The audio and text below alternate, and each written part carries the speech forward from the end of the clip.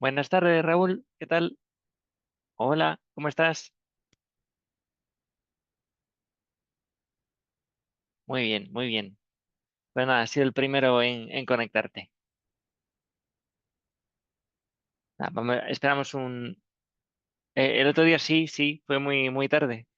Pero bueno, también es que yo no tuve mucha opción para tenerlo en otro momento. O sea que, bueno, sí, fue un poco tarde por muchas cosas. Nada, no te preocupes por no conectarte. Si ves la clase y te surge alguna duda, pues me vas diciendo, ¿vale? Sin problema. Como siempre, vamos. Vale. Ah, vale, muy bien, muy bien. ¿Y todo claro? ¿Está bien? Vale, vale, estupendo. Pues nada, hoy tenemos la clase de resolución de la actividad. Entonces, mi objetivo es, o sea, no vamos a corregir la actividad en sí mismo, ¿vale? Os he traído alguna cosilla para que veamos, ¿vale? Y luego pues seguiremos un poco con el tema 8 que como vamos un poquito retrasados, pues así aprovechamos esta horita un poco más larga para avanzar un poquito en el temario también, ¿vale? Así que bueno, he ido subiendo las notas de la actividad. Es verdad que hay un poco de confusión porque a veces ha habido gente que lo ha subido en la actividad 2, en la actividad 3. Entonces, bueno, tampoco os preocupéis mucho por eso porque al final como vamos a tener que tener las dos actividades corregidas, ya sea en un sitio o en otro, pues bueno, pues ahí estará todo, ¿vale? Vale, bueno, pues yo creo que podemos comenzar. Bueno, yo creo que Raúl, en tu caso la práctica, pues sin ningún tipo de problema, ¿no? Y buena nota, o sea que a priori, pues perfecto, ¿vale? No me acuerdo de qué entidad financiera lo hiciste. Ahora mismo no lo tengo en mente. Pero vamos, seguro que bien, ¿vale? Vale, pues nada. Bueno, mira, lo que había traído hoy es, bueno, diferentes cosas, ¿vale? Lo primero, o sea, para no hacer la actividad un poco redundante, o sea, al final en general la habéis hecho bastante bien, yo creo que bastante completo. Entonces, me parecía que algo interesante que podíamos comentar durante la clase de hoy, pues era un poco ver realmente, pues cómo por ejemplo, el Banco Central Europeo aquí en Europa pues te enseña o aglutina pues un montón de información que podemos consultar, que es pública, que es transparente y que de alguna manera transparenta un poco cómo el regulador hace también sus inspecciones, ¿no? O por lo menos cómo intenta pues em, supervisar a todo el sistema bancario en su conjunto, ¿vale? Entonces, bueno, eso es un poco lo que vamos a ver hoy. Em, si me da un poco tiempo, también quería comentaros sobre, bueno, pues sobre Silicon Valley Bank, ¿vale? Que es verdad que, no sé si recordáis, pero quebró en el año 2023, además muy, muy recientemente. Y bueno, pues me parecía interesante también traeros un poco la información bueno, para que viéramos que a veces, pues incluso teniendo buenos ratios financieros, pues pueden surgir cosas que hacen pues que los bancos al final no se comporten como se esperan, tomen riesgos a lo mejor excesivos y al final pues acaben quebrando. ¿Vale? Entonces nada, bueno, pues vamos a empezar. Nada, hola Gabriel, hola Julián, ¿qué tal? ¿Cómo estáis? Vale, pues venga, pues vamos a comenzar. Vale, me alegro mucho, Julián. Vale, nada, le comentaba a Raúl, ¿no? Que ya tenéis corregidas las actividades y nada, que en general ha ido muy bien, o sea que vamos, yo contento, creo que habéis interiorizado bien los conceptos. Y por no hacer repetitivo, coger una entidad financiera y hacer un poco análisis de los ratios que habéis calculado, etcétera, pues os he traído esto un poco para que lo veamos, ¿vale?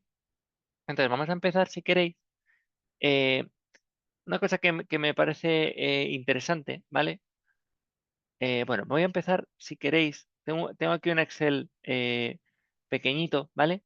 Que lo que intenta un poco ilustrar, ¿vale? Ha sido un poco la crisis que sufrió este banco, el Silicon Valley Bank, ¿vale?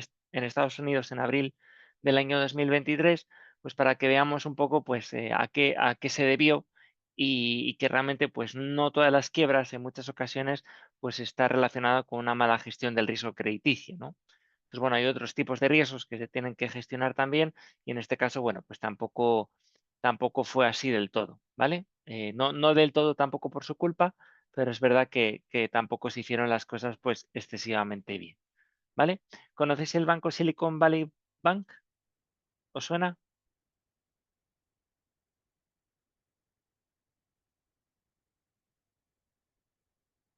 Vale, vale, perfecto. Vale, ¿y conocéis un poco la historia que había detrás de la quiebra del mismo? Esto ya os digo, fue en el año 2023 y es verdad que alentó un poco otra vez el temor a una crisis financiera, ¿no? Entonces, bueno, así como dice Raúl, es un banco un poco peculiar, muy característico, principalmente porque se dedicaba a la financiación de startups en Silicon Valley, ¿no? Por eso también era el Silicon Valley Bank. Entonces, bueno, tengo aquí un ejemplo muy tonto, ¿vale? De teóricamente, pues cómo funciona un banco, ¿vale? Simplemente por el hecho de que nos van a ayudar a entender un poquito mejor, pues justamente algunas cosas que le ocurrieron a este banco, ¿vale? Entonces, voy a empezar, puede parecer muy fácil o muy obvio al principio, ¿vale? Pero bueno, permitidmelo para entender un poco lo que ocurrió en esta situación, ¿vale? O sea, lo que ocurre cuando se crea un banco, básicamente, es algo como lo que tenemos aquí, ¿vale? O sea, al final lo que se hace es primero constituir pues, unos fondos propios, ¿verdad? Que hay que tener unos requisitos de garantías, ¿vale? Y de exigencias para poder tener la licencia bancaria, ¿vale? En este caso, bueno, vamos a imaginarnos pues, que montamos un banco con 10 millones de euros, ¿vale? Por lo tanto, si nosotros comparamos un poco la situación que tenemos en este momento, pues es simplemente un conjunto de activos de 10 millones de euros, que básicamente pues será pues todo en tesorería, básicamente, si no hemos invertido en nada todavía, y hemos emitido pues 10 millones de acciones, básicamente con el que de momento pues tenemos simplemente en dinero físico, básicamente, ¿vale? Claro, el objetivo de un banco pues, es empezar a generar, invertir en unos activos que nos van a ayudar un poco pues, a generar nuestro negocio, ¿no? Entonces, en este sentido, pues vamos a imaginarnos, ¿vale? Que tenemos aquí el mismo balance. Lo que pasa es que es verdad que los 10 millones de euros, pues esta vez los vamos a tener invertidos, ¿no? Primero, pues en una serie de activos, ¿vale? Vamos a mantener 1 millón de los 10 millones en efectivo, ¿vale? Y el resto, pues lo vamos a repartir entre unos terrenos que adquirimos, unos edificios que hemos construido, que hemos comprado para tener las oficinas y bueno, pues 2 millones de euros en equipamiento material, pues para poder operar dentro de la entidad financiera, ¿vale? Entonces, bueno, llegado a este punto, pues a lo mejor es hora de solicitar la licencia bancaria, ¿vale? Por lo tanto, vamos a tener el caso de una licencia para poder aceptar depósitos, ¿vale? Entonces, en este sentido, pues si vemos un poco cómo va fluctuando, ¿no? Nuestro balance, ¿vale? Pues tenemos lo nuevo, que son estos 20 millones que captamos en depósitos, ¿vale? Acciones propias, vamos a seguir teniendo nuestros 10 millones de euros y nuestras inversiones van a ser exactamente lo mismo. Lo que pasa es que vamos a tener, pues, estos 20 millones, en este caso, pues, como parte de nuestro efectivo, ¿no? Como anteriormente, pues teníamos 1 millón de euros, pues más los 20 millones, pues van a ser 21 millones, ¿vale? En resumen, que nuestro banco pues se ha constituido y básicamente pues tenemos unos activos o un banco que tiene unos activos de unos 30 millones de euros, ¿vale? Hasta aquí todo bien, ¿no? Todo normal. Vale, no hemos hecho nada, ¿eh? Simplemente empezar a operar, ¿vale? ¿Todo bien? Perfecto. Vale. Entonces, bueno, con estos 20 millones de euros, la intención es empezar a prestar dinero, ¿no? Básicamente. Entonces, esto es lo que haría un banco normal. A grosso modo, pues de los 20 millones de euros, podríamos mantener los activos fijos como venían siendo, ¿vale? Terrenos, edificios, equipamiento y material. Y ahora los 21 millones, perdón, que teníamos en efectivo, ¿vale? Pues lo vamos a repartir un poquito más. Vamos a tener que quedarnos una parte en efectivo, una parte también que va a ser una reserva obligatoria, ¿vale? Que no vamos a poder prestar. Hay que tener siempre como caja, ¿vale? En este caso, pues va a ser 2 millones de euros y el resto, pues lo vamos a prestar en diferentes tipologías de préstamos, ¿vale? Lo que sería normal. Algunas hipotecas por 2,5 millones y luego tenemos pues préstamos personales o préstamos a empresas, pues más o menos por unos 8 millones de euros, ¿vale? Entonces, de momento, pues es un poco lo que estamos viviendo en este momento, ¿vale? ¿Qué es lo que ocurre en esta situación? ¿Vale? Bueno, pues que el banco, en este caso, por ejemplo, podría ser el caso de Silicon Valley Bank, va a seguir captando pues unos depósitos, básicamente, ¿vale? Entonces, en este caso, pues van a ser otros 25 millones de euros en depósitos, ¿vale? ¿Por qué? Porque es un banco al final, pues que Silicon Valley Bank, como era este caso, pues es un banco no del todo tradicional, ¿vale? Que se encargaba sobre todo pues de la financiación de diferentes startups, sobre todo, ¿vale? Y los depositantes, bueno, pues también eran un perfil bastante peculiar de clientes, no eran generalmente depositantes minoritarios, sino que eran depósitos con carácter general, pues efectivamente de bastante importe, ¿vale? Es verdad que también ofrecían pues una rentabilidad que era atractiva para los depositantes, ¿vale? Y muchas partes de estos depósitos también eran incluso pues de propias startups que buscaban simplemente una rentabilidad o tener su dinero eh, pues básicamente aquí invertido, ¿vale? Entonces, ¿qué es lo que ocurría en la situación? Pues básicamente en la que, eh, bueno, pues los tipos de interés, sobre todo pues hasta ese momento, ¿vale? Pues eran extremadamente bajas, ¿vale? O sea, prácticamente, pues cuando tienes unos tipos de interés muy bajos, como era el caso, pues tienes la parte del activo que prácticamente no te da rentabilidad, pero también la parte del pasivo, pues prácticamente tampoco te da una rentabilidad extraordinaria, ¿no? Por así decirlo. Entonces, el banco que sigue captando depósitos y que en este caso, bueno, si comparamos, perdona que no os lo he dicho, ¿vale? Si en la situación anterior, en la que todavía no hemos captado estos 25 millones adicionales de depósitos, ¿vale? Calculáramos el ratio en este momento del cash, ¿vale? O de la tesorería respecto a los depósitos, realmente tenemos una situación que es bastante positiva, ¿no? Tenemos un ratio en el que el 52,50% o sea, en el que el cash representa el 52% de todos los depósitos que tiene, ¿vale? Esto es bastante positivo en el sentido de que tienes que tener un ratio de liquidez suficiente, como es este, para que en el caso de que haya una salida masiva de depósitos, ¿vale? Pues puedas hacer frente con el dinero que tengas a gran parte de esos depósitos que tú tienes que dar salida, ¿no? Y este es el caso, ¿vale? Teníamos un 52,5%, sería o presentaría una situación bastante buena en el sentido de que básicamente es difícil, ¿no? También que haya una salida masiva, ¿no? De depósitos a corto plazo que haga que de los 20 millones, pues prácticamente tengas que, eh, con, con- con la mitad en tesorería, pues prácticamente no puedas hacer frente a ello, ¿no? Es una situación que aparentemente pues suena complicada, ¿vale? Desde un punto de vista de supervisión bancaria, ¿vale? Pongámonos aquí un poco en el lugar del regulador americano, ¿vale? En esta situación no hay mucho de la que preocuparse, ¿vale? O sea, es un banco que no parece que esté especialmente apalancado, ¿vale? No parece que pueda tener problemas de liquidez en el corto plazo. Aparentemente no hay ningún tipo de problema, ¿vale? El banco sigue captando depósitos, ¿vale? Va a captar estos 25 millones adicionales, ¿vale? Y la foto pues ha cambiado sustancialmente, ¿vale? O sea, el banco ha adquirido 25 millones más en depósitos, ¿vale? Por lo tanto, la cifra de depósitos que tiene el banco pues ya no son 20 millones, son 45 millones, ¿vale?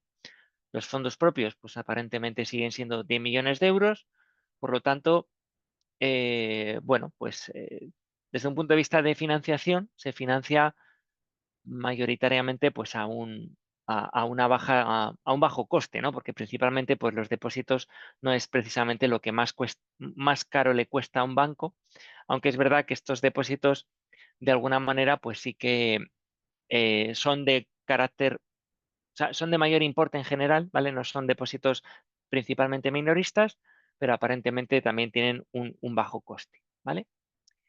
El problema que tenía básicamente aquí este banco, ¿vale?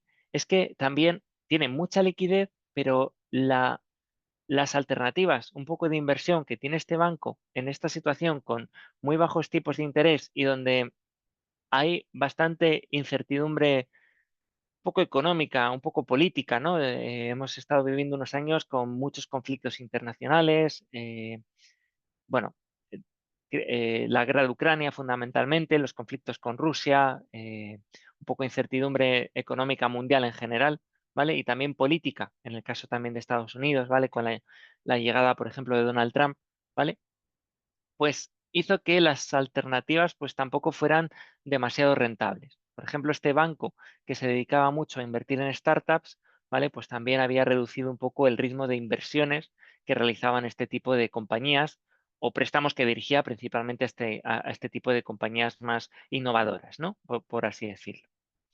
Entonces, las alternativas que tenía en este caso, ¿vale? Pues como eran pocos, pues básicamente o sea, eran pocas y además la rentabilidad barra riesgo que proporcionaban, pues tampoco era muy buena, ¿vale?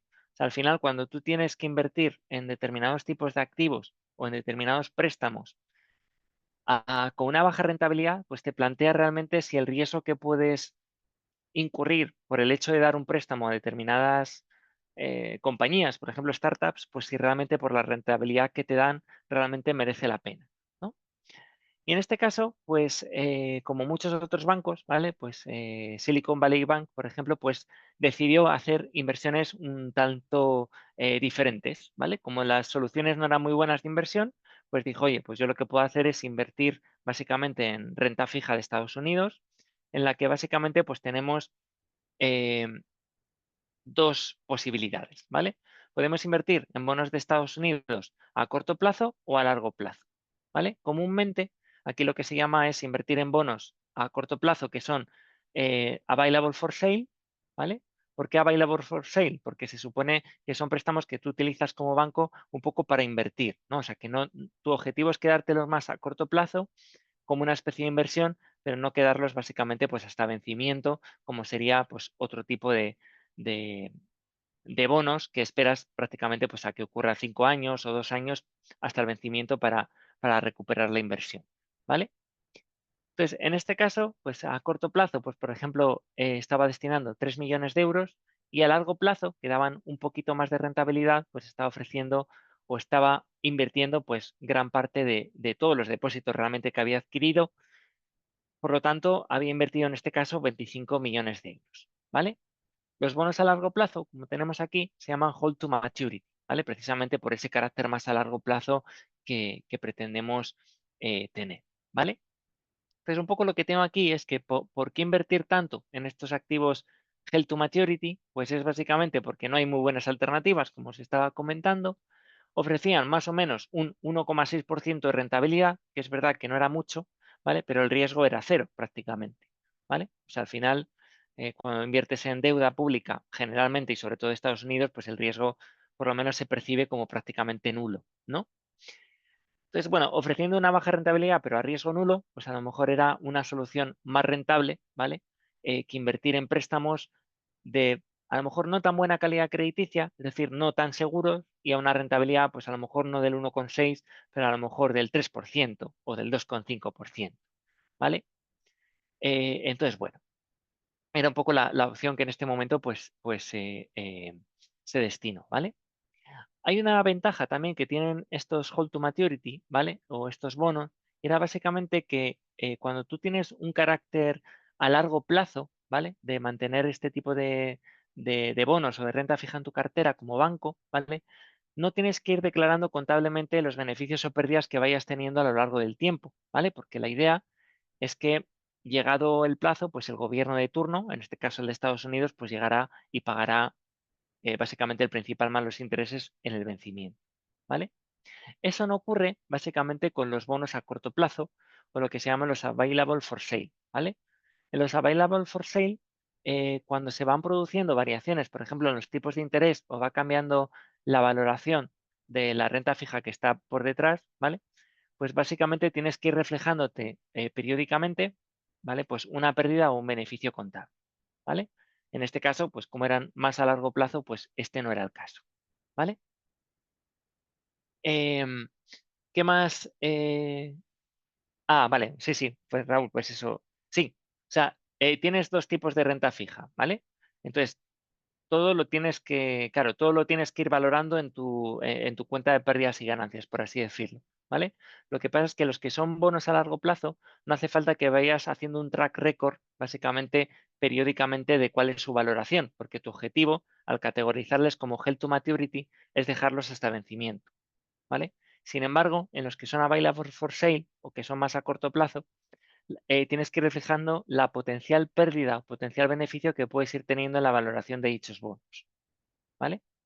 Entonces es más realista porque tu intención es realmente especular o ir invirtiendo con ellos. Entonces, si vas sufriendo determinadas pérdidas, pues vas básicamente reflejándolo eh, en tu cuenta de pérdidas y ganancias, ¿vale? De manera prudencial, ¿vale? Bueno, pues esto era un poco la situación de este banco, que de hecho, si analizamos un poco la situación de cómo estaba este banco desde un punto de vista de solvencia, por así decirlo, ¿vale? Pues realmente es un banco que en cuanto al ratio de cash to deposits, pues realmente se ha incrementado sustancialmente, ¿vale? Y se ha incrementado sustancialmente, ¿vale? Porque los bonos a corto plazo y a largo plazo en ocasiones te pueden servir, ¿vale? A efectos del cálculo de este ratio, ¿vale? ¿Por qué? Porque básicamente es verdad que renta fija, pero son activos que realmente son bastante líquidos. De hecho, si yo voy mañana al mercado e intento vender una posición de renta fija tanto a corto como a largo plazo, sobre todo si es un bono de Estados Unidos, pues prácticamente es inmediato y puede ser totalmente líquido, ¿vale? Entonces, si mañana, en el hipotético caso de que me vinieran a pedir los 45 millones de euros en depósitos, pues entre el efectivo que tengo y los bonos que tengo, pues más o menos podría hacer frente a dichos problemas, ¿vale?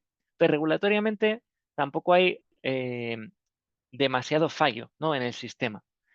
Es verdad que ya se empezaban a notar algunos fallos, ¿vale? Algunos fallos que es verdad que hoy, viendo la vista atrás, pues como siempre se dice, ¿no? Que un economista es muy bueno prediciendo el pasado, ¿vale? Algunos fallos, por ejemplo, em, se cambió un poco la política de revisión de los bancos, ¿vale? O sea, se cambió un poco el aspecto supervisor que tenía el regulador bancario de Estados Unidos, ¿vale? El supervisor, y básicamente cuando anteriormente se revisaban bancos con activos mayor a 50 billones de dólares, con la entrada de Donald Trump esto cambia, ¿vale? Y se hace que lo que se creía que era un proceso también de supervisión demasiado burocrática, ¿vale? Pues se modifique, se haga un poquito más laxa y realmente pues los bancos, solamente aquellos que superaban los 250 billones de dólares, pues eran los que iban a pasar a formar parte de esa supervisión, ¿vale? Podéis imaginaros pues que este banco, Silicon Valley, precisamente pues estaba en este umbral de mayor de 50, pero no superior a los 250 billones de euros, ¿vale? Entonces, esto hizo que era un banco demasiado pequeño pues para intentar requerirle algunas pruebas, por ejemplo, como participar en los stress testing que la Fed pues de vez en cuando pues suele realizar, ¿vale? O sea, ya vamos viendo cómo pequeñas piezas pues ya empiezan a fallar, por así decirlo, ¿no? O por lo menos a ser un poquito más lapsas, ¿vale? Vale, ¿qué es lo que ocurrió eh, con el tiempo, ¿vale? O sea, ¿qué es lo que ocurre básicamente con eh, aquellos bonos, ¿vale? Que tenemos en nuestra cartera, sobre todo a corto plazo, ¿vale? Cuando se incrementan los tipos de interés, ¿vale? Que es un poco lo que tenemos aquí, ¿vale? O sea, lo que ocurre a partir básicamente del año 23, ¿vale? Que justo lo tenemos aquí, es que precisamente, bueno, pues por toda la crisis de Ucrania y las presiones inflacionarias un poco que se han visto a lo largo de todo el mundo, ¿vale? Pues los bancos centrales se vieron un poco preocupados por cómo mitigar esos efectos inflacionarios que estábamos teniendo, ¿vale? Aquí en Europa, pues incrementamos sustancialmente los tipos de interés, ¿vale? En Estados Unidos, pues como vemos aquí en la gráfica, pues efectivamente también se incrementan sustancialmente, pues muy notablemente, ¿no? De principio del año 2022, pues prácticamente estar en cero, a pasar a principio del año 2023 al 5,50%, ¿vale? Entonces, ¿qué es lo que ocurre básicamente cuando eh, tenemos posiciones de renta fija y se incrementan los tipos de interés? Vale. pues como dice Raúl, ¿vale? O sea, los bonos pierden valor. ¿Por qué pierden valor los bonos cuando suben los tipos de interés? ¿Qué lógica está por detrás? Claro, o sea, tienes más, eso es, como dice Raúl, o sea, tienes más posibilidades de inversión en alternativas que son mucho más rentables, ¿vale? Y esto le pasa a todos los elementos que forman parte, a todos los individuos que participan en una economía, ¿vale? En el cuando estamos hablando de diferentes inversores, ¿vale? Que invertían en este banco, ¿vale? O que invertían directamente en startups, ¿vale? Pues hay una situación que es que estos depósitos que tenía aquí de 45 millones de euros, ¿vale? Dejan de ser también atractivos, ¿no? O sea, son atractivos, ¿vale? Porque a lo mejor el banco de Silicon Valley pues te está dando un 1,5% de rentabilidad, ¿vale? Si ahora los tipos de interés se han subido al 5%, pues es muy probable que encuentre inversiones que sean mucho más rentables que eso que me está ofreciendo los depósitos, por ejemplo, de este banco, ¿vale? Entonces lo que empieza a haber es una salida masiva de depósitos. ¿Vale? Depósitos que además no son del todo minoristas, ¿vale? O sea, no son, pues, por ejemplo, los depósitos que podríamos tener seguramente nosotros en el banco, ¿no? O sea, son depósitos, pues, que a lo mejor, pues, representan, pues, no sé, el 0,2%, el 0,5%, el 1% de todos los depósitos del banco, ¿vale? Entonces, cuando hay una salida masiva, pues, básicamente, el banco dice, bueno, a ver, a priori no tengo mucho problema, vamos a intentar ir liquidando las diferentes posiciones que tengo, ¿vale? Y, y bueno, pues vamos básicamente pues haciendo, eh, m- obteniendo liquidez básicamente para pagar estos depósitos pues que van saliendo con una mayor frecuencia, ¿vale? Claro, el problema es que Silicon Valley había concentrado mucha exposición en bonos, ¿vale? Entonces, efectivamente, y como Raúl decía, pues justo era un poco lo que ha ocurrido, ¿vale? Si yo necesito tener liquidez inmediata, pues para quitarme estos depósitos de aquí, pues básicamente lo que tengo que es que empezar a vender básicamente ciertos depósitos, ¿vale? Al principio no era demasiado problema, ¿vale? Porque básicamente, bueno, pues podía deshacer posiciones, también el banco tenía cierta liquidez, entonces no había mucho problema. Pero es cierto que esta exposición que tenía aquí en activos para la venta era un poquito también más agresiva de la que estamos mostrando aquí, ¿vale? Entonces esto hizo que de repente estas posiciones que en principio no tenías pérdidas, o sea, materializadas, porque realmente la pérdida solo se te materializa a efectos prácticos cuando tú vendes, ¿vale? Es cierto que la valoración, el cambio de valoración por el hecho de subir los tipos de interés al 5%, hizo que técnicamente tuvieras pérdidas en la cartera de bonos que tú tenías como banco, ¿vale? ¿Qué es lo que ocurre cuando sufres pérdidas en tu cartera? Pues básicamente que lo que hace es tu cuenta de pérdidas y ganancias también se reduce, ¿no? Porque tienes unas pérdidas adicionales que te estás computando, ¿vale? Cuantas más pérdidas tenga, esto también tiene un efecto un poco en el valor de tus propios fondos propios, ¿no? Porque ¿qué ocurre con los fondos propios cuando un banco tiene pérdida? ¿Se incrementa o se reduce?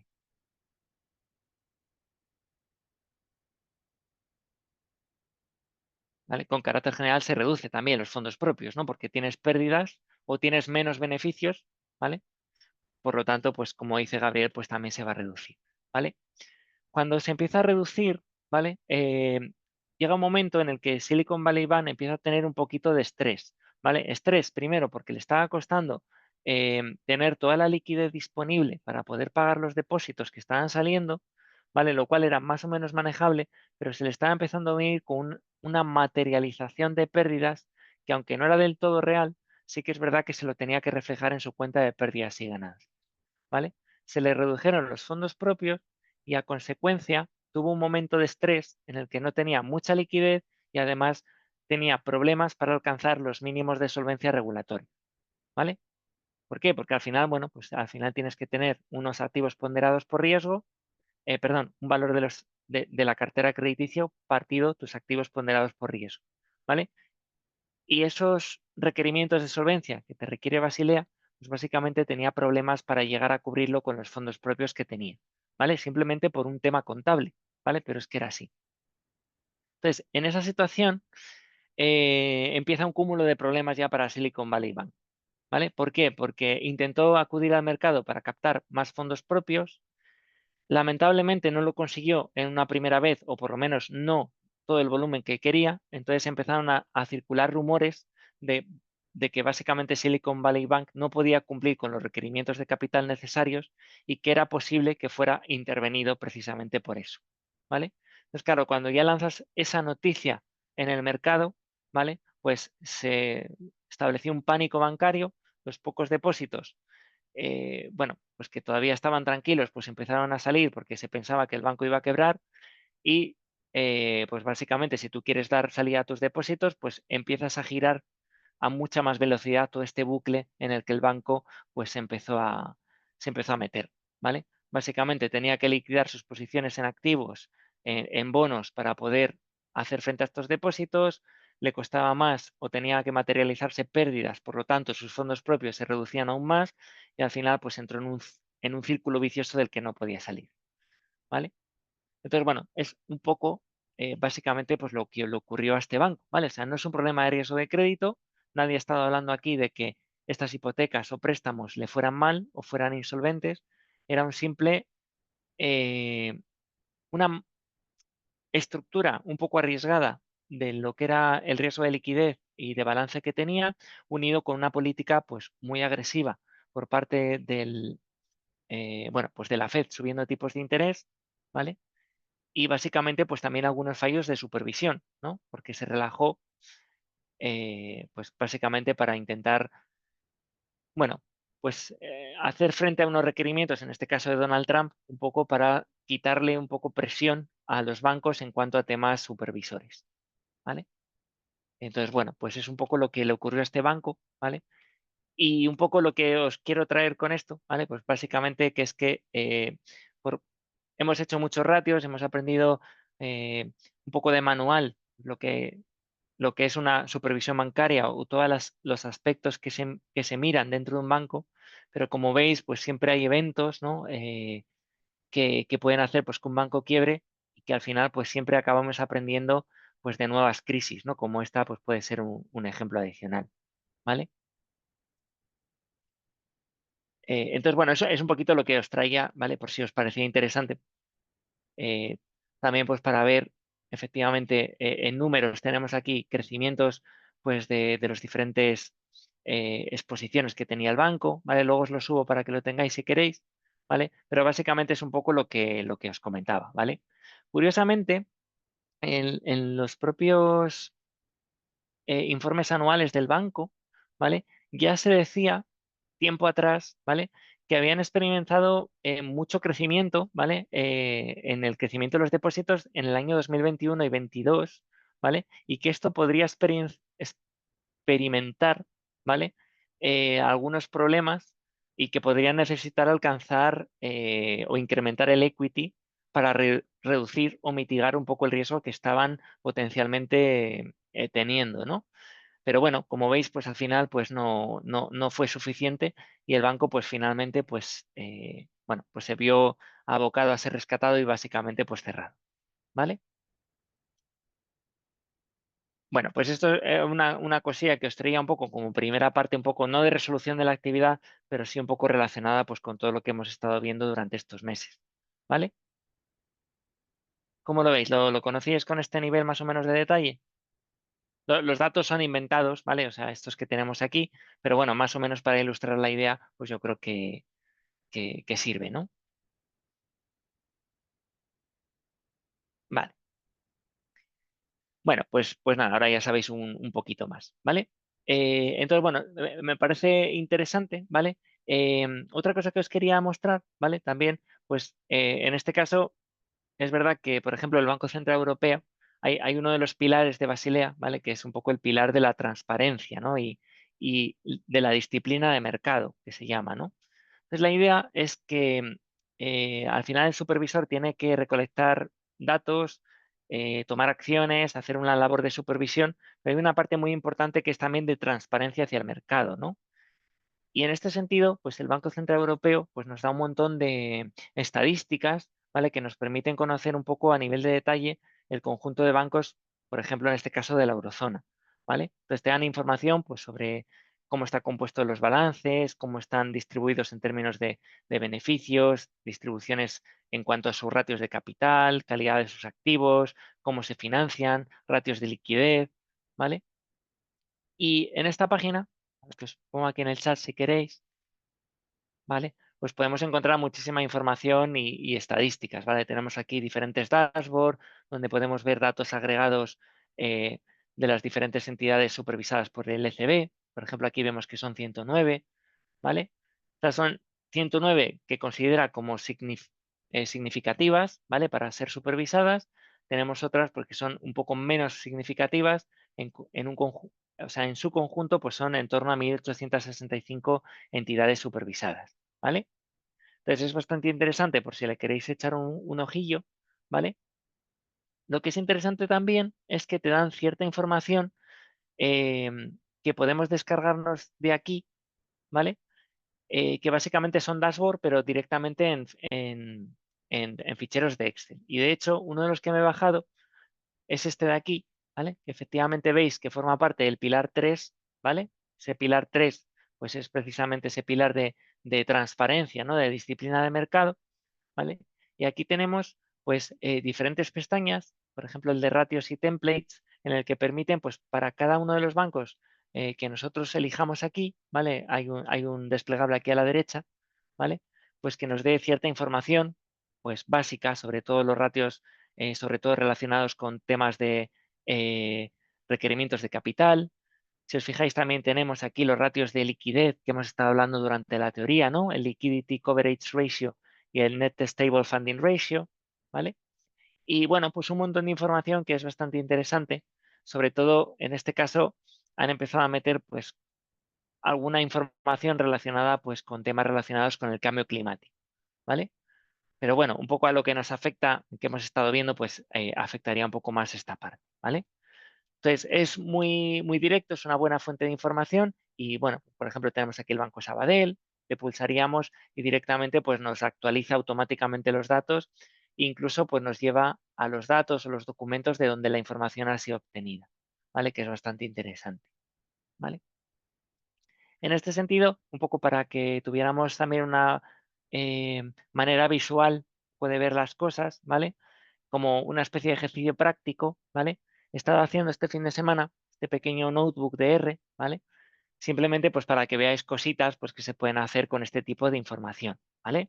Que bueno, os puede parecer más o menos interesante, ¿vale? Simplemente pues como ideas, ¿vale? No tanto a lo mejor para analizar bancos, a lo mejor en vuestro caso, pero sí a lo mejor pues si tenemos diferentes tipos de clientes o eh, eh, de proveedores para los cuales pues tenemos cierta información, pues a lo mejor nos interesa hacer algún tipo de análisis como el que os voy a mostrar, que básicamente viene a ser como un análisis clustering, un poco de nuestros clientes, en este caso de los bancos que el ECB está supervisando, ¿vale? Entonces, luego os subiré toda esta información, no os preocupéis, y bueno, pues a quien le interese, pues ahí lo tenéis como material adicional, ¿vale? Vale, ¿tenéis alguna duda hasta el momento? ¿Queréis que comentemos algo?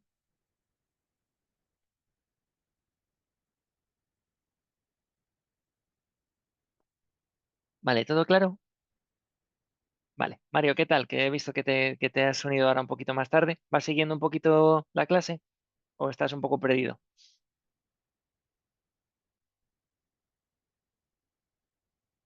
Vale, bueno, si estás un poco perdido, no te preocupes. O sea, básicamente era que como hoy tocaba un poco la corrección de la actividad 3, pues nada, he optado un poco por daros algunas alternativas, ¿vale? A esa corrección. Primero he explicado un poco el funcionamiento de Silicon Valley Bank, un poco para explicar el tema de cómo un banco pues, puede incluso pues, llegar a quebrar por mucho que lo analicemos, ¿vale? Y ahora pues simplemente pues enseñaros esto que vamos a empezar a ver. Vale, vale, genial. Vale, pues nada, buen día a ti también, Mari. Vale, entonces en este sentido, vale, pues voy a cargar una serie de librerías que me van a servir pues para básicamente pues leer un poco mejor los ficheros, para hacer algún gráfico adicional, ¿vale? Lo que voy a hacer es leer justo este fichero que me he descargado en formato Excel, ¿vale? Es verdad que el nombre pues se llama así un poco raro, pero bueno, es la descarga directamente de la página que os he pasado, ¿vale? Voy a leerme este ratios datasheet que os estaba mostrando. Bueno, de hecho, no es el que os estaba mostrando, ¿vale? Porque este es como el dashboard, pero aquí tenemos ratios dataset, que básicamente es la pestaña de la que básicamente se alimenta ese dashboard, ¿vale? No tenemos mucha información, ¿vale? Pero tenemos el ley, que es el identificador del banco, tenemos el nombre del banco, el país de pertenencia, cuál es la fecha de referencia a los estados financieros que están utilizando para sacar esta información y los diferentes ratios que aquí tenemos, ¿vale? Eso es un poco lo que voy a leer directamente en R, ¿vale? Vale. Entonces, nada, me estoy cargando las librerías. Esto no tarda nada. Vale, cargamos los datos y efectivamente, si pinto un poco los primeros registros, ¿vale? Pues vemos que es exactamente pues, ese Excel que acabamos de leer, ¿vale? Aquí tenemos todas las variables. Es cierto que la única variable que está un poco sin formatear es un poco la fecha, que veis que me aparece como eh, el típico formato, ¿no? De cuando lees una fecha en Excel, pero te lo pone en formato número en vez de fecha. Entonces, bueno, esto es muy fácil de solventar. Ahora lo cambiamos, ¿vale? Si me fijo en las columnas que tengo, pues bueno, pues ya hemos visto que son las del Excel. Tenemos aquí una última columna que simplemente te la lee, pero no tiene datos. Por eso la he llamado así un poquito rara. No la vamos a hacer mucho caso.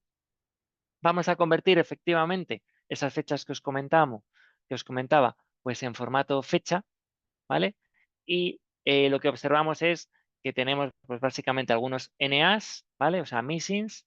Tenemos 105 fechas o bancos con información a 31 de diciembre de 2023 y una que tenemos a 2 de enero de 1900, ¿vale? Esto podría parecernos un problema en los datos porque aquí tenemos como 121 observaciones. Cuando te vas al Excel te das cuenta de que no lo es, ¿vale? Porque básicamente tenemos como una especie de filas al final que realmente están desinformadas o que son como notas al pie, ¿vale? Entonces, por eso parece que tenemos muchas más observaciones, pero en la práctica es verdad que tenemos solo 105 bancos informados, ¿vale? O sea que a eso no hay ningún tipo de problema. Entonces, lo que vamos a hacer es filtrar directamente por aquellos bancos en los que tengamos pues realmente el identificador legal, ¿vale? El lay code realmente informado, ¿vale? Y por eso pues tenemos aquí 105 observaciones, ¿vale? O sea, no os preocupéis mucho si no entendéis el código ahora, ¿eh? O sea, porque está hecho en R, algunos pues no sabéis de R, con lo cual no es ningún tipo de problema, pero es simplemente para que veáis un poco lo que se puede ir haciendo y un poco cómo voy estructurando el análisis, ¿vale? Sin más, ¿vale? Entonces, si nos fijamos en el número de periodos que tenemos únicos, pues ya hemos visto aquí, ¿vale? Que solo tengo una fecha, ¿vale? O sea, toda la fecha que nos están reportando ahora es a 31 de diciembre del 2023, ¿vale? Cabría pensar que, hombre, estamos en el 2 de junio del 2025, ¿vale? Vamos un poco retrasados en cuanto a actualización de la información, ¿vale? Pero bueno, podría ser una crítica bastante clara, ¿no? Para el ECB en este sentido, ¿vale? Y efectivamente la única fecha que tenemos de referencia es esta que he comentado, ¿vale? Vamos a ver cuántos bancos tenemos, efectivamente 105, por lo tanto no tengo ningún ley que esté repetido, con lo cual está perfecto, ¿vale? Estos 105 bancos pertenecen a 19 países de la Unión Europea, ¿vale?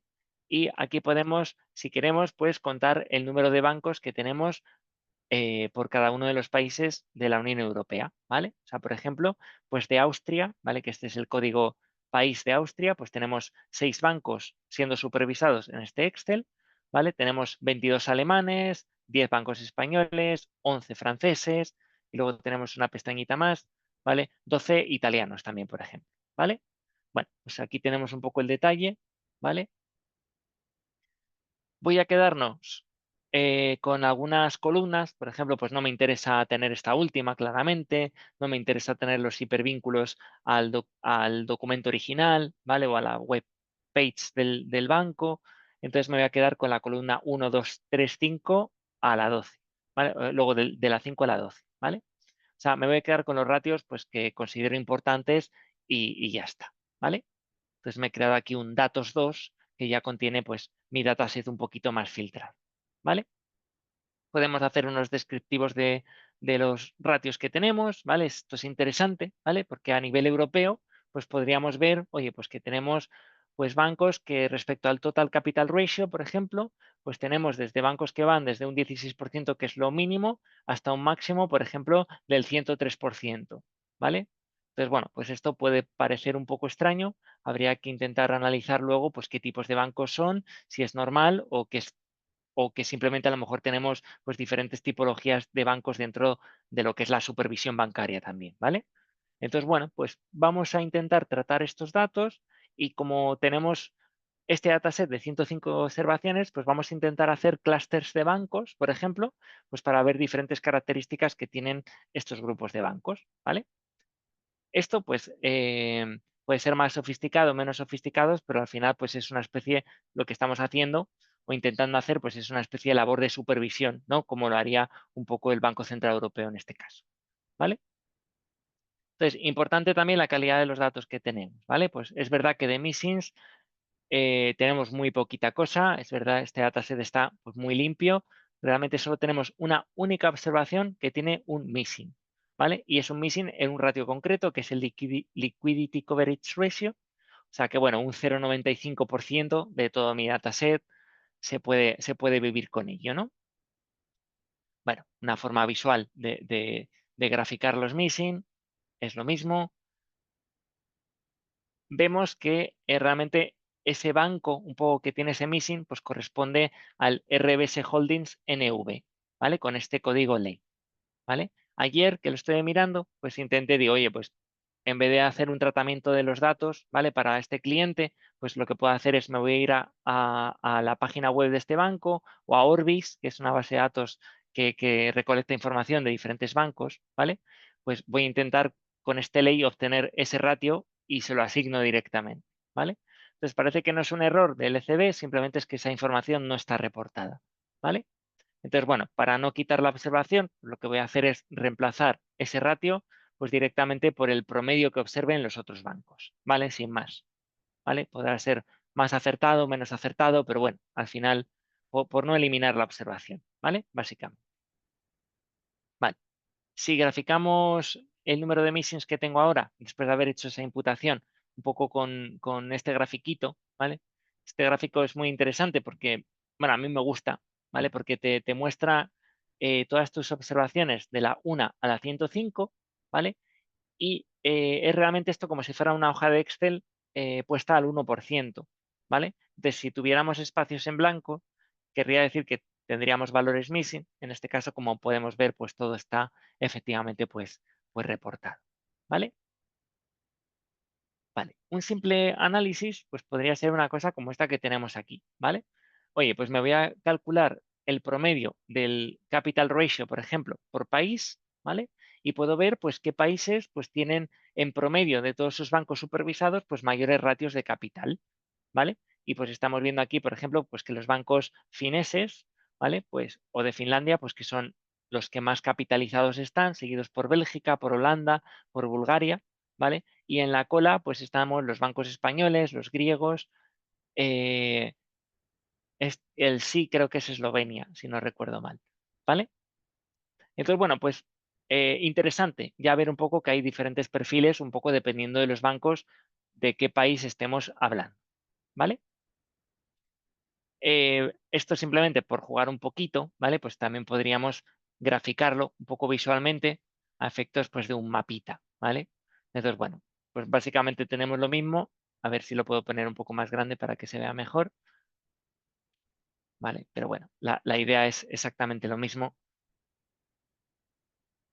A ver, aquí. Se me ha abierto en otra pestañita. Aquí, ¿vale? O sea, exactamente la misma información, simplemente sacándolo pues en un mapa que siempre es un poquito más visual, ¿vale? Los países en crisis son países de los cuales, aun siendo de Unión Europea, pues el Banco Central Europeo pues no está reportando o no está supervisando en este caso pues a estas entidades con tanto escrutinio, ¿no? Como haría con estos países que tenemos aquí, ¿vale?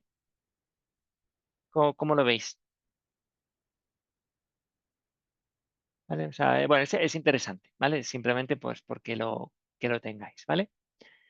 Entonces, lo que me gustaría un poco hacer ahora, ya, ¿vale? Para enseñaros ya el ejemplo final, ¿vale? Pues es, oye, vamos a intentar hacer un clustering, ¿vale? De todos los bancos que tenemos en la base de datos para intentar detectar pues, diferentes patrones que tengamos dentro de ellos, ¿vale? Patrones en términos de qué, pues un poco de los ratios que tenemos. Por ejemplo, de todos los ratios de capital, como el Total Capital Ratio, el Tier 1 Capital Ratio, el Common Equity Tier 1 Ratio, el ratio de endeudamiento, de liquidez, ¿vale? O sea, todos los ratios que tengo, pues básicamente los vamos a utilizar y vamos a clusterizar, ¿vale? O vamos a crear un clustering para detectar grupos diferentes de bancos, ¿vale?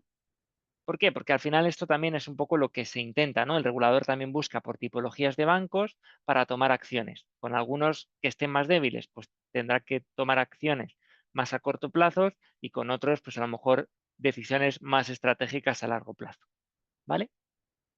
Entonces, esto lo voy a hacer mediante una técnica que se llama Self-Organizing Maps, ¿vale? Es un algoritmo de clustering, podríamos utilizar cualquiera, ¿vale? A mí este me gusta porque es una técnica que es bastante visual, ¿vale? Funciona bastante bien y tengo una buena librería en R que me ayuda a implementar, ¿vale? Que se llama Sombrero, ¿vale? Sombrero, bueno, viene pues un nombre un poco gracioso, SOM, que es la técnica, Self-Organizing Maps, y Brero, bueno, pues que lo han puesto un poco para hacer la gracia, ¿no? Del típico sombrero, ¿vale? Entonces, bueno, pues podemos, básicamente lo que hace esta técnica es crearte como una especie de grid, ¿vale? Como de celdas o de posiciones, ¿vale? En este caso va a ser 7 por 7, o sea, vamos a tener un mapa de 49, ¿vale? Que visualmente lo podemos ver eh, en este gráfico, ¿vale? Lo voy a ejecutar aquí abajo para que se vea un poquito más grande, ¿vale? Y cuando lo ejecuto aquí abajo me lo crea aquí y luego lo puedo hacer eh, un zoom y se ve un poquito más grande, ¿vale? Efectivamente. Vamos a ver. Vale, aquí lo tenemos, ¿vale? ¿Qué es lo que hace esto? Pues realmente nos está creando un grid de bancos de 7 por 7. O sea, como veis aquí tenemos como diferentes celditas, ¿vale? Que es de 7 por 7, ¿vale? Y aquí tenemos visualizados cuál es el promedio de los bancos que estarían clasificados dentro de cada una de las celdas por cada uno de estos ratios, ¿vale? Entonces, ¿qué podemos intentar inferir ya con esta información? Bueno, por ejemplo, si cogiéramos estos tres grupos de aquí o estos cuatro, pues veríamos que realmente tienen aparentemente, ¿no? Pues no ratios excesivamente altos de liquidez ni de endeudamiento, pero sí que es verdad que tenemos un overall capital requirement ratio, pues como muy alto, ¿no? Que tenemos aquí como un pico, ¿no? Este es un poco el patrón general que observaríamos en este tipo de bancos, ¿no? Entonces, visualmente, eh, te permite visualizar tus bancos por las diferentes características que tienes en este caso y luego pues intentar detectar patrones de bancos un poco en función de esta vista, ¿vale? Que es lo que haremos ahora. Vale. Vale, Raúl, perdón. O sea, ahora se ve bien, se entiende un poquito mejor.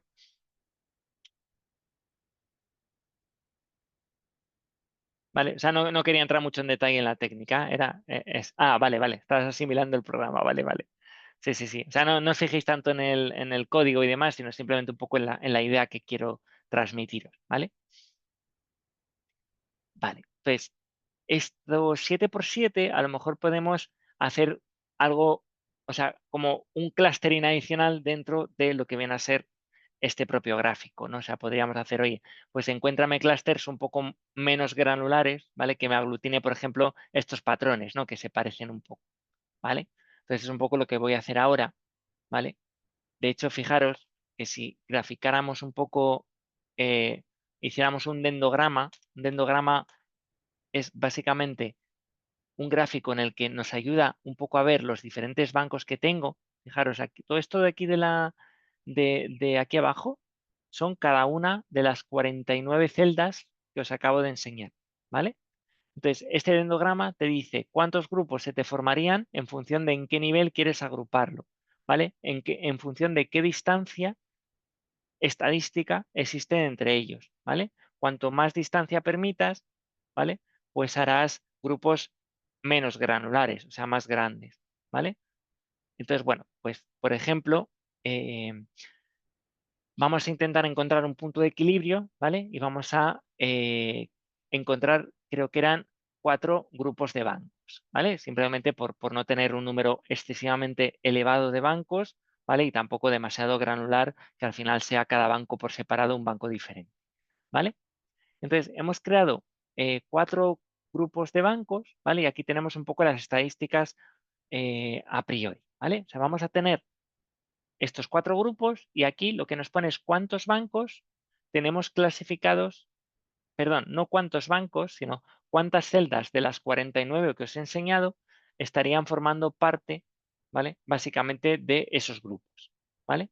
Es decir, de las 49 celdas que os estaba enseñando antes, 32 estarían copadas por el grupo número 1, luego tendríamos 4 que pertenecerían al grupo 2, 3, perdón, 10 al grupo 3 y 3 al grupo 4, ¿vale? Las celdas son como clústeres, ¿vale? Son clústeres. Lo que pasa es que tener muchos clústeres, en este caso 49, cuando tengo 105 bancos, pues tampoco tiene mucho sentido. Entonces, esa primera clasificación de 49 grupos te permite tener una primera idea de cómo están estructurados tus bancos, ¿vale? Y luego intentas hacer un clustering adicional por encima de eso, ¿vale? Es como un doble clustering, por así decirlo, ¿vale? ¿Vale? Entonces, fijaros, mira, visualmente, básicamente lo que estamos haciendo es esto de aquí, ¿vale? O sea, vamos a tener un grid de 7 por 7, como antes, ¿vale? Este número simplemente representa el número de celda, ¿vale? El gráfico es diferente, pero la idea es la misma, ¿vale?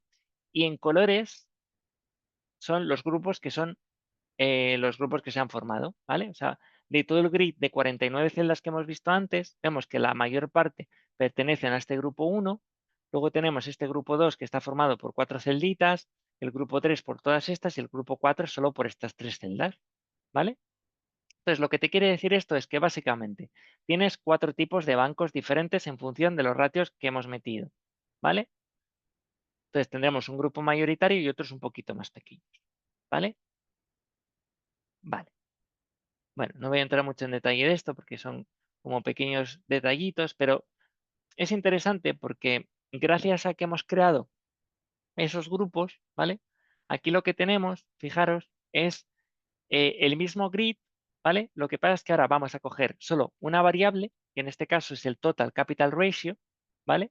Y vamos a calcular de cada una de estas celdas cuál es el promedio de esta variable en todos los bancos que forman parte de este grupito, ¿vale? Entonces, esto lo que nos permite hacer es identificar por cada una de las celdas qué características tienen los bancos que están dentro.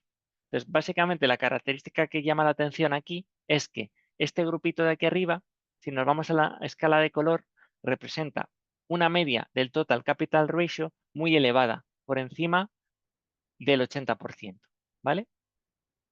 Entonces, bueno, esto simplemente te ayuda a identificar las características que tiene cada grupo, ¿vale? Pero también lo podríamos hacer directamente en modo tabla, ¿vale? Que es un poco esto lo que tenemos aquí, ¿vale? Tenemos 4 grupos, ¿vale? 4 grupos de bancos, ¿vale? Si calculamos el promedio del capital ratio, por ejemplo, por coger una variable de todas las que hemos utilizado en cada uno de los grupos, pues veríamos que todos los bancos que caen en el grupo 1, la media del capital ratio es del 20%. ¿Vale? Es decir, tenemos 84 bancos, ¿vale?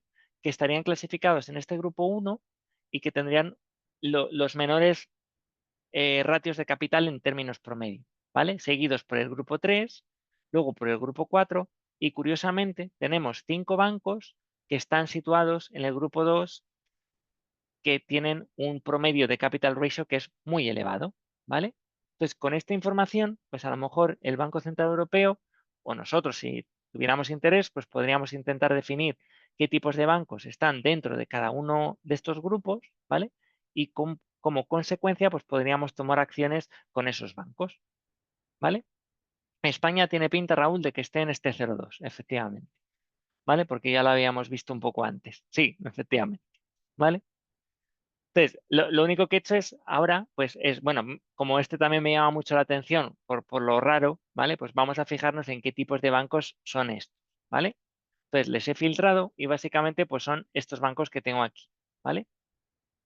Los finlandeses, efectivamente, ¿vale? O sea, de hecho, finlandés solo tengo uno, ¿vale? Que es el Untara-Houtius, no sé cómo se pronunciará, ¿vale? Y luego tenemos el BNG Bank y el Nederlandse Waterschapsbank de Holanda, el State Street Europe Holdings de Alemania y un banco belga, que es la filial de Bank of New York Mellon, pero en Bélgica, ¿vale? Entonces, es verdad que estos bancos, pues, tienen unas características que son propias, ¿vale? Y que no se parecen al resto de los bancos, ¿vale? Entonces, estuve buscando un poquito de información al respecto y, por ejemplo, pues los dos primeros, que son los holandeses, pues son bancos públicos que se especializan en financiación de gobiernos locales y el sector público, ¿vale? El finlandés, pues también financia municipios y administraciones públicas finlandesas, ¿vale? O sea, seguramente por eso es básicamente que su capital se entiende que es tan alto, porque es básicamente todo capital, ¿vale? O básicamente pues todo lo que está por detrás soportándole, pues realmente es el propio Estado, ¿vale? Entonces, es cierto que este análisis de clustering, pues lo que nos está diciendo es que efectivamente, pues a lo mejor no valdría la pena centrarnos en estos bancos porque son peculiares, son característicos y están soportados por los propios gobiernos. A lo mejor, como dice Raúl, pues a lo mejor tendríamos que centrarnos en incrementar, si fuera necesario, pues el ratio de capital de este grupito de bancos que tenemos aquí, ¿vale? Bueno, y esto es un poquito lo que os traía de la actividad, ¿eh? Es simplemente un ejercicio, pues para que vierais pues algo más que quedara un poco también complementario, ¿no? A lo que habéis hecho en la práctica, porque si os traía un banco y hacía un poco el mismo ejercicio que habéis estado haciendo vosotros, pues creo que tampoco era muy atractivo, ¿no? De cara a la resolución de la actividad, ¿vale? ¿Qué os parece? ¿Tenéis alguna duda, alguna cuestión, alguna inquietud? ¿Vale? ¿Os cuadra un poco lo que vemos?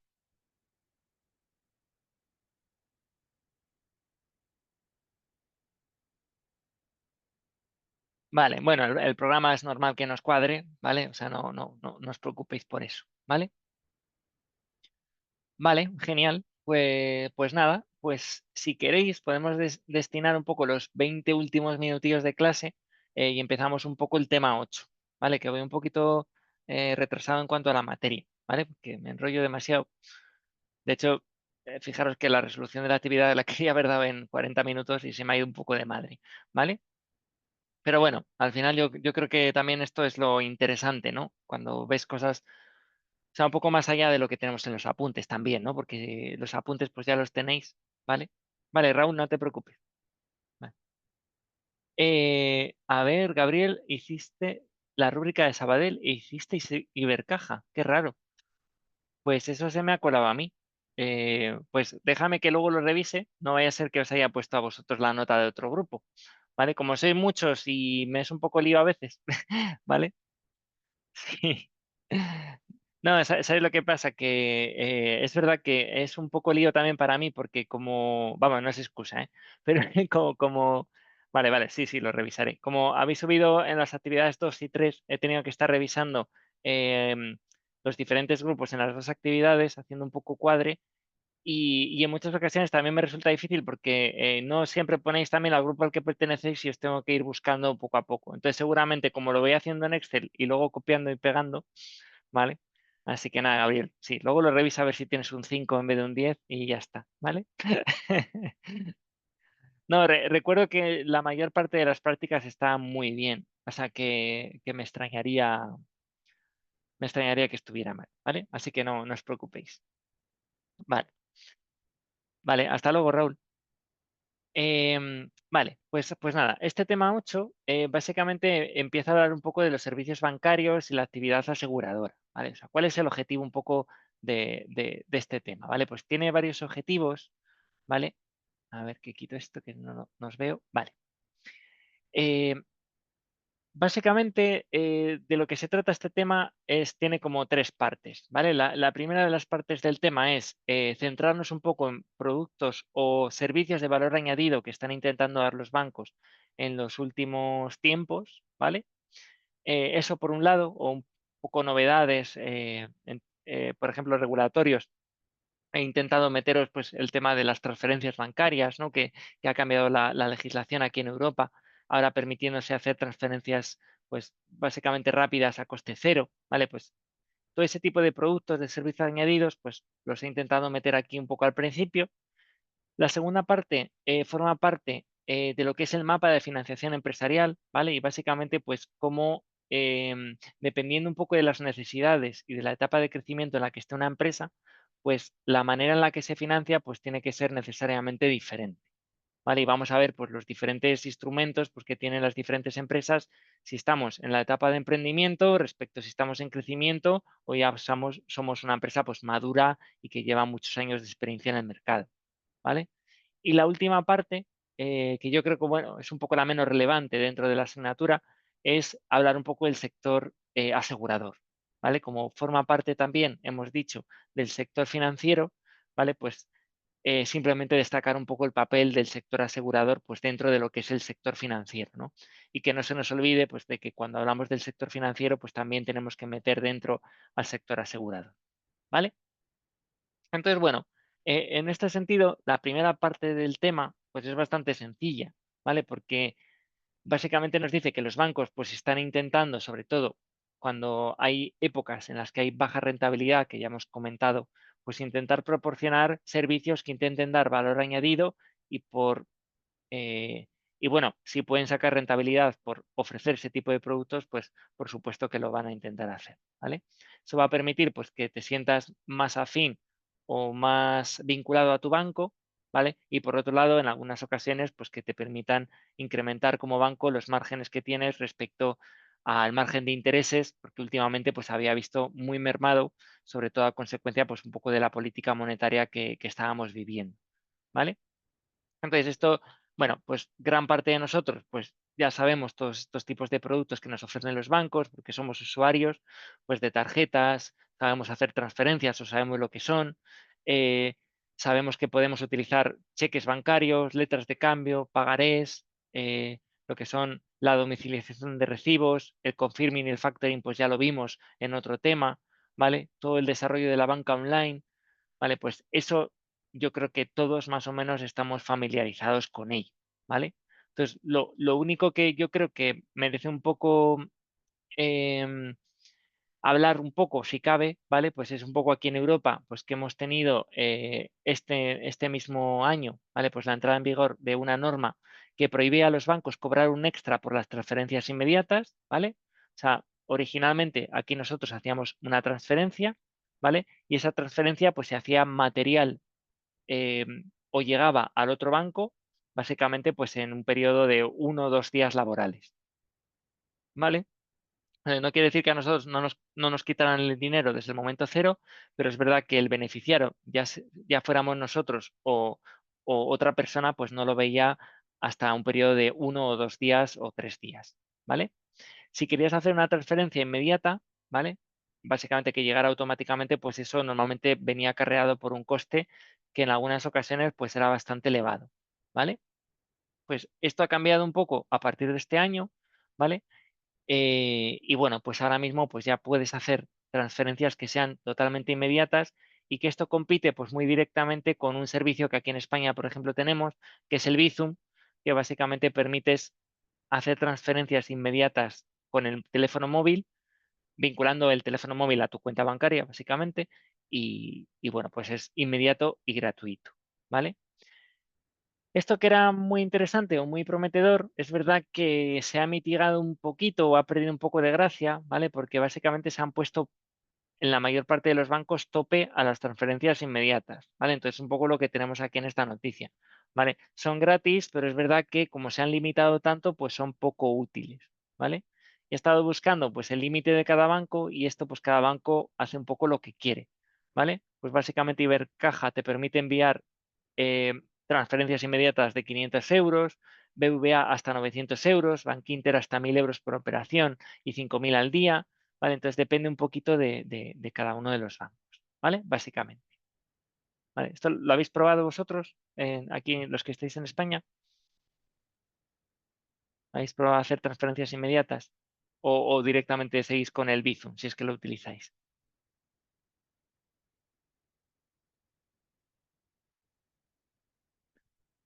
Vale, bueno, esta es una normativa que trata de homogeneizar un poco el comportamiento que se estaba produciendo o los servicios que se ofrecen a nivel de toda la Unión Europea, ¿vale?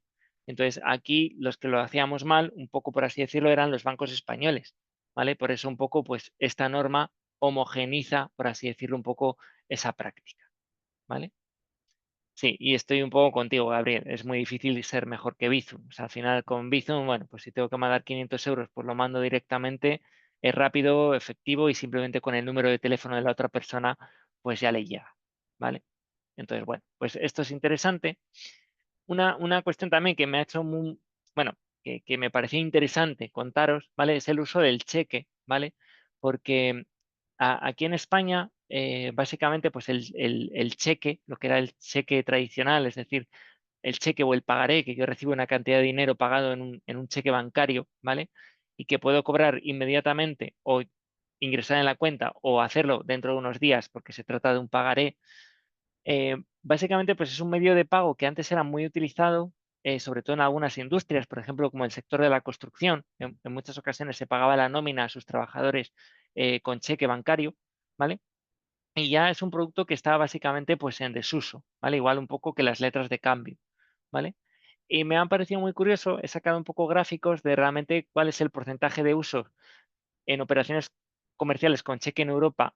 Solo he conseguido lo más reciente, en 2016, y es verdad que aquí también depende culturalmente por países, ¿no? Aquí me ha llamado mucho la atención, pues, como Francia, pues es uno de los países que más lo utilizan dentro de la Unión Europea, ¿no? Pero efectivamente, pues es un producto que está perdiendo fuerza, sobre todo pues con toda la digitalización de la banca y servicios, pues por ejemplo, como lo que tenemos de Bizum, ¿no? Bueno, no solo de Bizum, o sea, es que al final ahora pues es mucho más seguro, mucho más práctico pues hacer transferencias bancarias, domiciliar un servicio como el pago de nóminas, que es mucho más accesible, fácil eh, y, bueno, sobre todo seguro, ¿vale?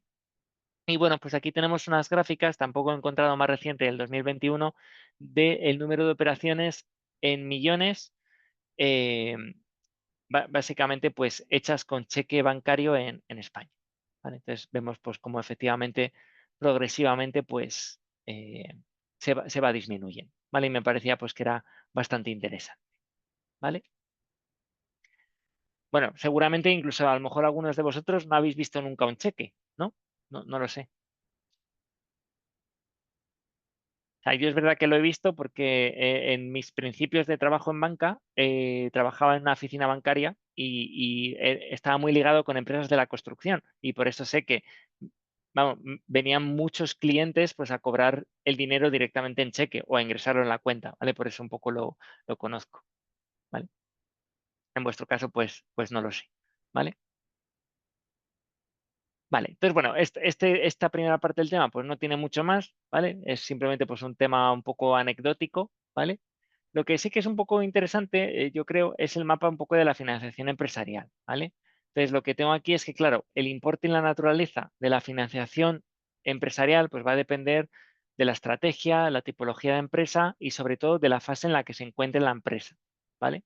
Entonces, no va a ser lo mismo la manera en la que se financia una empresa que está en su etapa de emprendimiento que aquella que está en crecimiento y consolidación de aquella que, bueno, pues no está ni en un sitio ni en otro, simplemente es un tipo de operativa que requiere unos instrumentos de financiación un poco especiales, pues como pueden ser los Project Finance o colaboraciones puntuales entre empresas a través del Venture Capital o inversión en fondos de capital riesgo, ¿vale?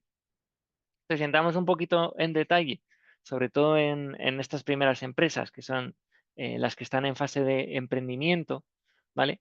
Pues aquí un poco lo interesante es cómo se financian este tipo de empresas, ¿no? O sea, estamos hablando, por ejemplo, de pequeñas startups, de pequeños emprendedores, ¿vale?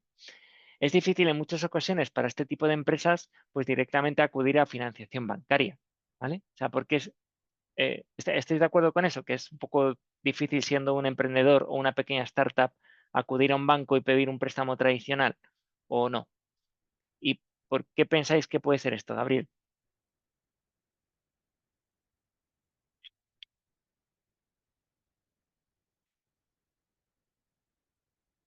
¿Se os ocurre algo?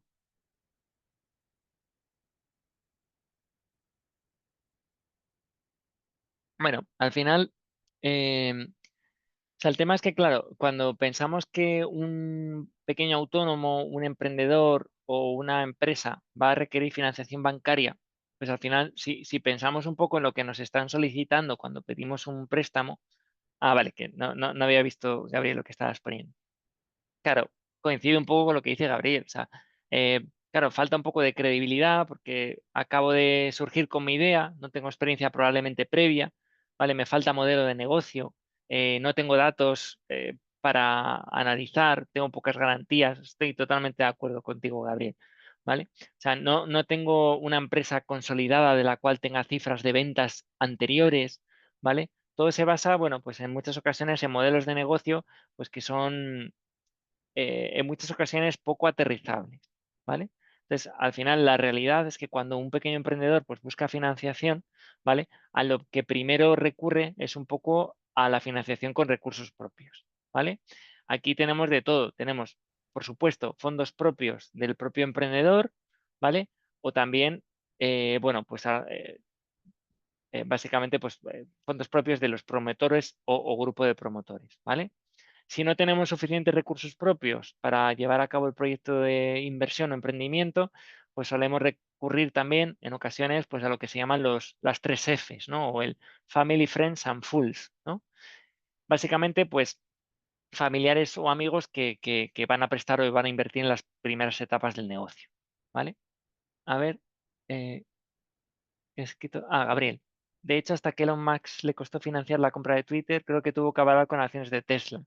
A lo mejor, no, yo creo que estás en lo cierto, ¿eh? Y había oído yo eso también, efectivamente. O sea, al final, si una persona como Elon Musk, que ya ha llevado un track record muy grande, para bien o para mal, de éxitos y fracasos, ¿no? Pues efectivamente, pues imaginad para un pequeño emprendedor, ¿no? Entonces, pues lo normal que haríamos todos, yo creo, ¿no? O sea, al final, fondos propios que yo tenga, pequeños ahorros, si no, acudir a familiares y amigos, y si no, pues siempre quedan también pues las ayudas y subvenciones pues de diferentes organismos públicos, programas en este caso como Neotec, fondos europeos Next Generation que tenemos aquí en Europa durante los últimos años, sobre todo cuando hemos salido del COVID, pues son los que te ayudan un poco a llevar a cabo el proyecto de inversión, ¿vale? O sea, en muchas ocasiones, pues son financiaciones, pues que nos van a dar un pequeño impulso, por lo menos hasta que consigamos lanzar, ¿no? O tener una pequeña inercia en el proyecto que estamos lanzando, ¿vale? En muchas ocasiones, pues también estas ayudas, subvenciones, incluso ayudas de familiares, pues son casi, diría que a fondo perdido, ¿no?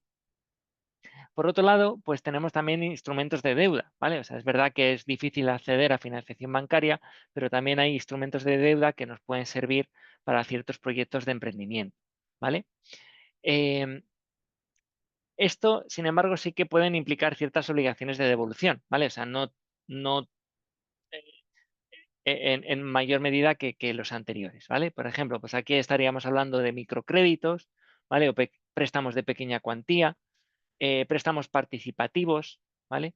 Que esto es bastante interesante porque los préstamos participativos es un poco híbrido entre deuda y capital, ¿vale? Y el tipo de interés va a depender un poco del rendimiento del negocio, ¿vale? Esto es bastante interesante porque básicamente permites que te den un préstamo de un importe tal que te permita un poco lanzar tu idea de negocio a cambio de perder un poco de autonomía porque van a formar parte de tu capital social, ¿vale? O sea, van a formar parte de la propiedad de la empresa, ¿vale? Pero es verdad que las condiciones iniciales del préstamo eh, son muy beneficiosas, ¿vale? Y son muy beneficiosas en las que prácticamente no pagas nada de devolución del préstamo ni de intereses en las primeras etapas del préstamo. ¿Por qué? Porque la idea de este préstamo participativo es precisamente que consigas relanzar el negocio y no empezar a cobrarte unos altos intereses de devolución de la deuda desde el momento cero, que es básicamente donde no consigues vender, ¿vale? Necesitas consolidar primero el negocio y a raíz de que ya lo consolidas, vas creciendo y vas incrementando las ventas, pues ya se supone que vas devolviendo un tipo de interés más alto y con unas condiciones pues, peores que las que tenías originalmente, ¿vale? También tenemos las líneas de garantía recíproca, ¿vale? Que es las sociedades de garantía recíproca, organismos como el CDTI, ENISA, ¿vale? Esto, pues al final es un apoyo mediante ya sean avales que te facilitan el acceso a la financiación bancaria, cierto apoyo a la innovación tecnológica, préstamos participativos públicos, ¿vale? En ocasiones, bueno, pues sobre todo las sociedades de garantía recíproca son muy interesantes porque te proporcionan un cierto aval para que tú puedas intentar acceder a financiación bancaria más tradicional, ¿vale? Y por último, pues tenemos el tema de inversores privados, ¿vale? Y aquí tenemos, pues, por ejemplo, los Business Angel, ¿vale? Los Business Angel, pues, bueno, creo que lo tengo en la siguiente, ¿no? Sí, ¿vale? Básicamente van a ser inversores individuales con experiencia empresarial que van a aportar dinero, redes de contactos y mentoría, ¿vale? O sea, básicamente nos van a aportar mucha financiación, pero y mucha experiencia, pero nos van a exigir probablemente como emprendedor mucho y por supuesto gran parte de la toma de decisiones dentro de la empresa. Y luego tenemos iniciativas como el crowdfunding y el crowdlending, ¿vale? ¿Conocéis las iniciativas de crowdfunding y crowdlending? ¿En qué consisten?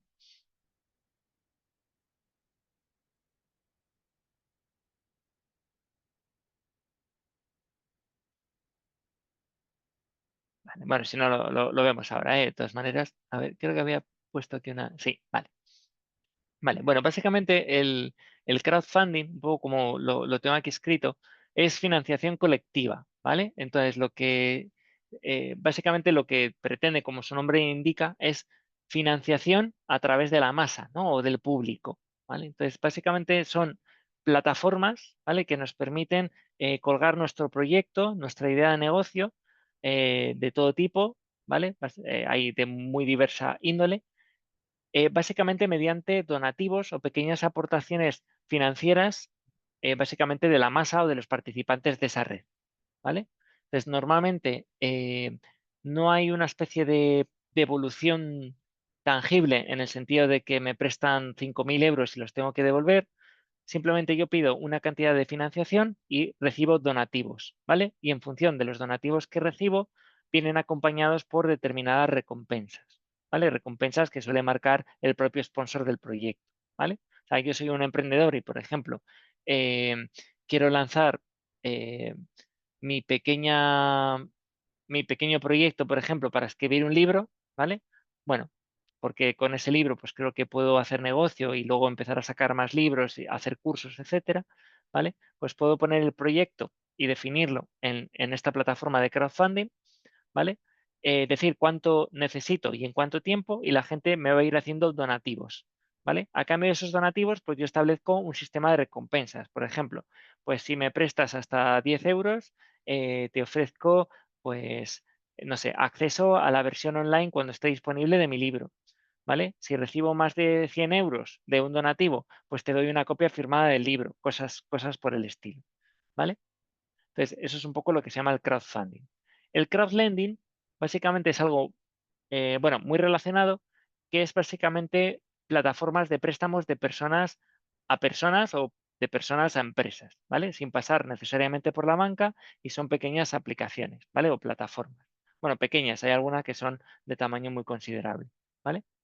Básicamente lo que hacen es poner en contacto pues a inversores con básicamente bueno, pues demandantes de dinero, ¿vale? Entonces, si yo necesito dinero, pues pongo mi necesidad concreta y el importe y el plazo que necesito en esa plataforma. Normalmente esas plataformas te evalúan, te hacen como una especie de modelo de scoring para ver la calidad crediticia que tú tienes y paquetizan tu préstamo o tu necesidad con otras necesidades que tienen otras personas básicamente para crear diferentes carteras diversificadas de riesgo que poder vender a los inversores, ¿vale? Que al final van a ser los que hagan los desembolsos de esas cantidades que necesitan, ¿vale? Entonces, básicamente, cada vez que los diferentes demandantes van pagando sus préstamos, les van devolviendo el principal más los intereses diversificados a esos inversores que pusieron el dinero, ¿vale? Es verdad que en estas plataformas de crowdlending nadie hace nada gratuitamente y la plataforma, por poner en contacto a esos inversores con esos demandantes de dinero, pues básicamente les va a cobrar una pequeña comisión también, ¿vale? Entonces es bastante interesante y en la siguiente slide, ¿vale? Ya para terminar, si queréis, repasamos un poco el próximo día, ¿vale? Pero os he dejado una pequeña slide simplemente pues con las plataformas que son más importantes en este sentido, ¿vale? Tanto de crowdfunding como de crowdlending, ¿vale? Probablemente si alguno ha oído hablar del crowdfunding, seguramente os tienen que sonar dos, fundamentalmente. Kickstarter casi es por referencia la que a todo el mundo le puede venir en la cabeza si habéis oído alguna vez de ello, y Indiegogo, que también es bastante conocida, ¿vale? Respecto al crowdfunding, pues yo diría que una de las más conocidas es Mintos, ¿vale? Y aquí en España, sobre todo vinculada al sector inmobiliario, tenemos Urbanitae, ¿vale? Entonces, bueno, pues tenemos varios ejemplos. Es interesante. Yo sí que os recomendaría que os metierais simplemente a efectos de curiosidad y de conocer un poco más, pues en las diferentes páginas para que veáis un poco cómo funciona, ¿vale? Yo no soy inversor ni participo en ninguna de ellas, pero es verdad que el modelo de negocio es muy, muy interesante, ¿vale? Entonces, bueno, si queréis, pues lo dejamos por hoy aquí, ¿vale? Bueno, yo creo que ha sido suficiente y ya pues la semana que viene pues continuamos, ¿vale? ¿Tenéis alguna duda? ¿Alguna cosa que queráis que aclaremos?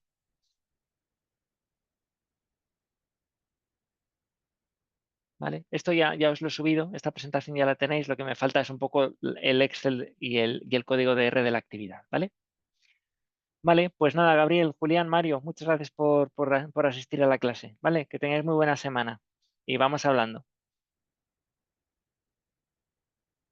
Venga, cuidaros, hasta luego, un saludo.